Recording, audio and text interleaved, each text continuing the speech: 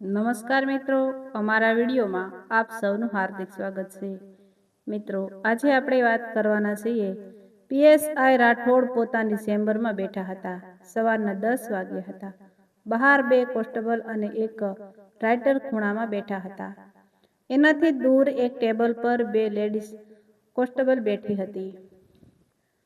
Police સ્ટેશનની બહાર જ આવેલા જગલાની સાની લારીમાંથી સાહેબ માટે સ્પેશિયલ કડક અને મોળી ચા આવી ગઈ હતી. જગલો ચા દેવા આવ્યો હતો. પીએસઆઈ રાઠોડની ચા દેવા જગલો રોજ પોતે આવતો. સાહેબની સ્પેશિયલ ચા પણ એ પોતે જ બનાવતો.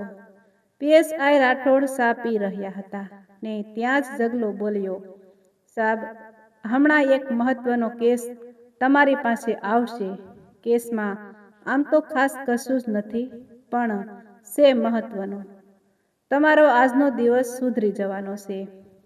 એમ તો પછી ભલે આવતો કે કેસ, આપણે તો એ માટે જ બેઠા છીએ ને. પીએસઆઈ ધીમે ધીમે ચાની ચૂસકી લઈ રહ્યા હતા. જગલાની વાત પર એને વિશ્વાસ. પીએસઆઈ તરીકે એનું પોસ્ટિંગ થયું અને હજુ 8 માસ જ થયા હતા. અહીં અગાઉના પીએસઆઈ બારડ હતા. એમને જ કીધું હતું રાઠોડને, આ ચા વાળા જગલા પર ભરોસો મૂકવા જેવો છે. આમ તો એ 50 વટાવી ગયો છે, પણ ઉંમરમાં હજુ એ 40નો જ લાગે છે. આ આખા વિસ્તારની છઠ્ઠી જાણે છે. જગલો તમારું કામ કરી દેશે અને જે આપો એ લઈ પણ રહેશે. વળી તેનો સારામાં સારો પ્લસ પોઈન્ટ એ છે કે એને તમારી સાથે ગાંઠ સંબંધ છે. એ ગાય વગાડીને કોઈને કહેવાની ટેવ જ નથી. મારો તો આ પોલીસ સ્ટેશનમાં 4 વર્ષનો અનુભવ છે. ઘણા ગુસવાડાવાળા કેસમાં જગલાની માહિતી મને કામમાં લાગે છે. વળી એના બાપા પણ આજ પોલીસ સ્ટેશનમાં હેડ કોન્સ્ટેબલ તરીકે નિવૃત્ત થયેલા. એ બહુ ભણી ના શક્યો એટલે આ ચાની લારી કરી લીધી. વળી આ મેઇન બજારનો વિસ્તાર એટલે ધંધો સારો ચાલે છે. હું એને ભલામણ કરતો જાઉં છું. આજુબાજુના વિસ્તારમાં કોઈ પણ કેસ આવે અને તમને આરોપી કે ફરિયાદમાં સાસુ કોણ એમાં જ્યારે શંકા જાગે ત્યારે જગલાનું માર્ગદર્શન લેવાનું. એની વાત એકદમ સચોટ હશે. વળી એની સૌથી મોટી ખાસિયત તો અમને કહેવાનું ભૂલી ગયો કે એ ક્યારેય તમારી પાસે કોઈની ભલામણ લઈને કે કોઈના તોડમાં વચ્ચે નહીં આવે. જગલાની સલાહથી કોઈ કેસમાં કદાચ 2 પૈસા આપણને મળે તો પછી યોગ્ય લાગે એ રકમ એને આપી દેવાની.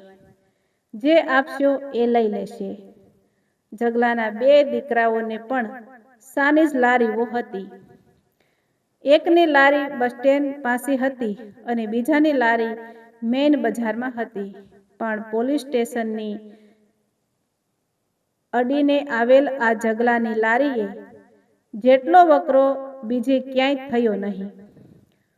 પોલીસ સ્ટેશનમાં કોઈ કેસ આવે એટલે લોકોના ટોળા આવે, ચાની લારી પાસે ઊભા રહે, બધા ટાઈમપાસ કરવા, ચા પીવે. જગલો બધાની વાતો સાંભળે, બોલે કાંઈ નહીં, પણ બધું જ મગજમાં ઉતરતું જાય. આમને આમ એ તમામ માણસને પારખી ગયેલો અને થોડા જ દિવસોમાં પીએસઆઈ રાઠોડને પણ ખ્યાલ આવી ગયો કે જગલો છે કામનો. આમ તો આ નવસારી બાજુનું નાનુંય નહીં અને મોટુંય નહીં એવું ગામ હતું.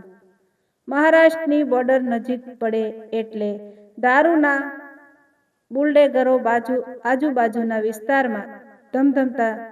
શરૂઆતમાં તો એ આવ્યા ત્યારે કડક ઓફિસરની છાપ હતી. બળ કરીને તૂટી ગયા ત્યારે વિદેશી દારૂ પકડવામાં માંડ 2 નાના કેસ એ કરી શક્યા. સ્ટાફમાં પણ ખાસ મોટી ઓળખાણ નહીં. પહેલી વાર નેશનલ હાઈવે 8 પર પીએસઆઈ રાઠોડે જગલાને બોલાવીને કહ્યું, મારે આ વિસ્તારના બુટલેગરોના નામ જોઈએ છે.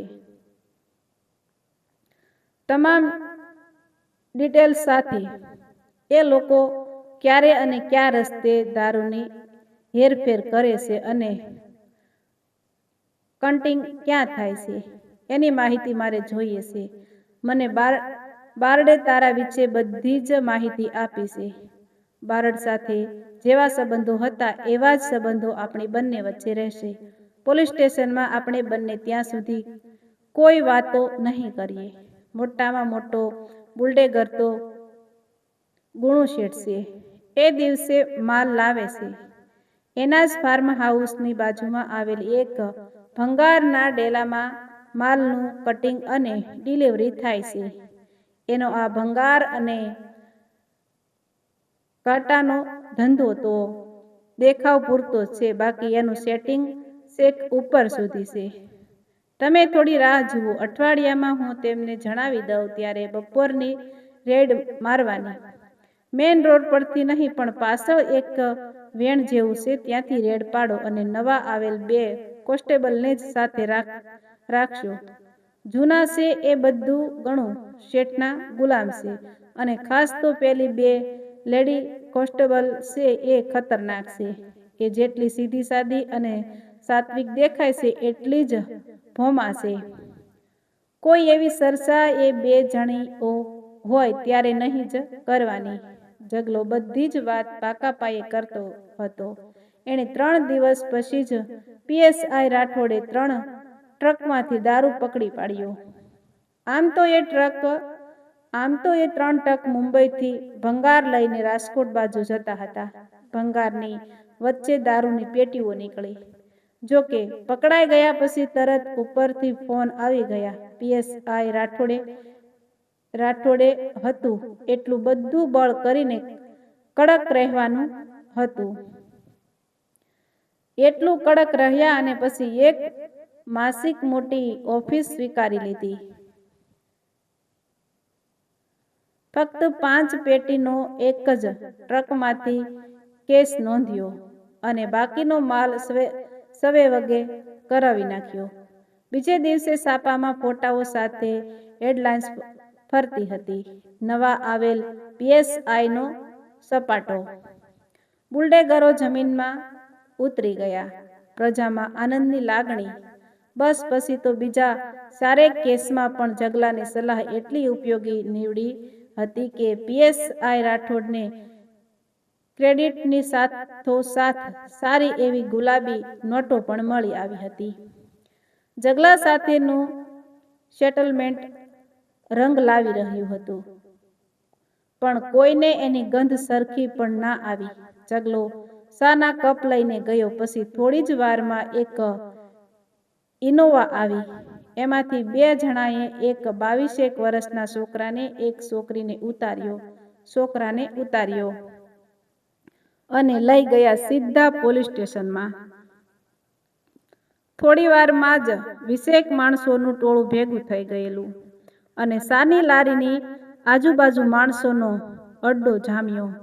એક કોન્સ્ટેબલ આવ્યો અને દરવાજા પાસે આવીને હાથ લાંબા કરીને ત્યાં નજીક ઊભેલા માણસો ઉપર ગાળોની પ્રેક્ટિસ કરી એટલે એ માણસો પણ સાની કેબિન લારી પાસે ટોળે વળ્યા. જગલાએ સાનું તપેલું ચડાવ્યું અને ટોળે વળેલા લોકોએ વાતચીતનું તપેલું ઉકાળવા માંડ્યું. કેદાર શેઠે સરખાઈનો જુડિયો લાગે છે. વાહે ભરોળિયું પડી ગઈ છે છોકરાને અને હવે પોલીસવાળા જુડશે એ વધારામાં. એક પાતળી સીટી જેવો કાયા ધરાવતો માણસ બોલ્યો, પણ બનાવ તો કાલ સાંજે 6 વાગ્યે બન્યો છે અને અત્યારે પોલીસ સ્ટેશન પર કેમ લઈ આવ્યા છે? આખી રાત છોકરાને ઘરે જ પૂરી રાખ્યો છે. ઢોર માર માર્યો છે. મારા ભાઈબંધ તેજસને કેદાર શેઠનું ઘર પડખે છે એટલે મને ખબર પાકી. આપણને આમાં કંઈ રસ નહીં. ગલોફામાં ડબલ વિમલ ચડાવેલો એક હદ કરતા વધારે જાડો માણસ બોલતો હતો. આ બધા શેઠિયા કહેવાય, એનું બધું હાલે, એને કોઈ ના કહે. બાકી કાયદા પ્રમાણે તમે કોઈને હાથ લગાવી ન શકો. પોલીસ પણ કોઈની મારઝૂડ ના કરી શકે. પણ આ ગામનું નથી અને બહાર ગામનું છે. અને બિચારો મજૂરી કરતો હતો. કેદાર શેઠને ત્યાં ઉપલા માળે રંગનું કામ કરતો હતો અને ખોટો આરોપ આવ્યો છે. બાકી કેદાર શેઠ અને એની પત્નીને આખું ગામ ઓળખે છે.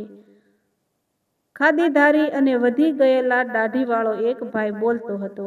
ગુન્હો કબૂલ કરી લીધો હોત તો રાતે જ ફેંસલો થઈ જાત, પણ આ માન્યો નહીં એટલે થોડો ચમકાદાર દેખાવા જ લાવ્યા છે.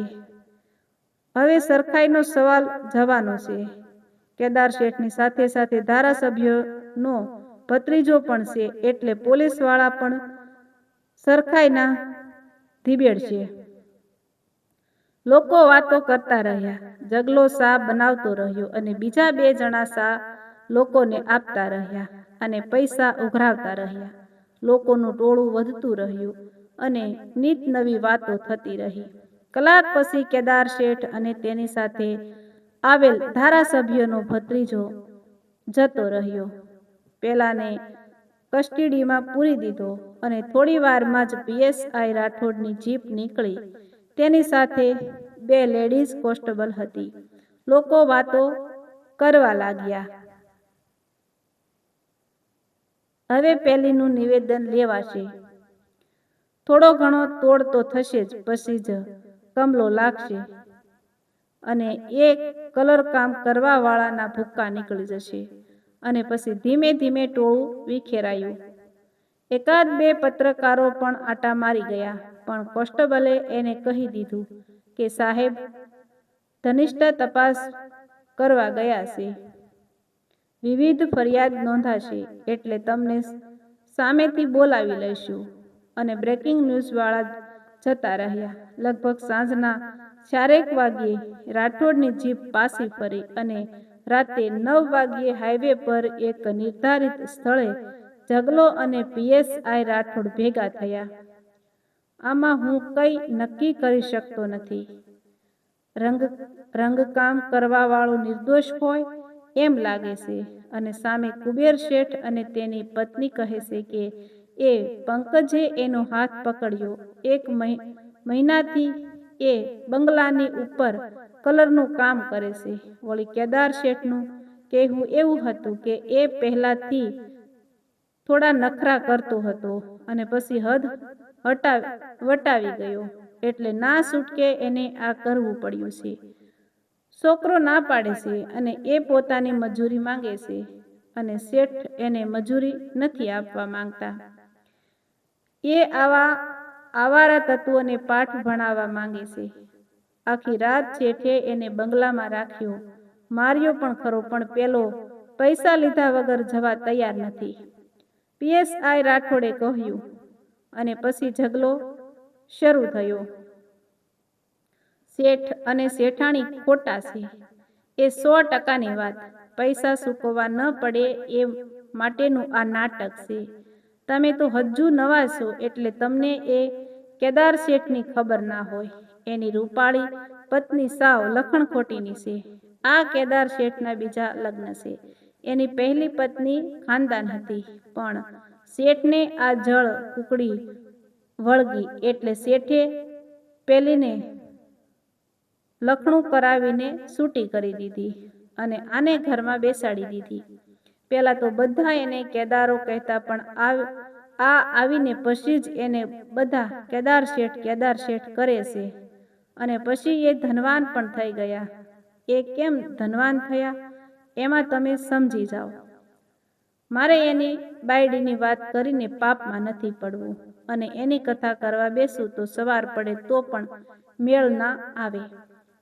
ધારાસભ્યનો ભત્રીજો તો લગભગ ત્યાં જ હોય, પણ મહિને 2 મહિને ધારાસભ્ય પણ પોતાના મતક્ષેત્રની મુલાકાત લેવા આવે ત્યારે કેદાર શેઠને ત્યાં જ એનો ઉતારો હોય છે.